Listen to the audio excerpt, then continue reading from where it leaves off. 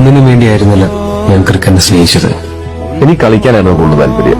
എപ്പോഴും എനിക്ക് ക്രിക്കറ്റ് കളിക്കണം. എത്ര വലിയ ഭ്രാന്തായിരുന്നു ക്രിക്കറ്റ്. ക്രിക്കറ്റ് ഭയങ്കര ഭ്രാന്തായിരുന്നു.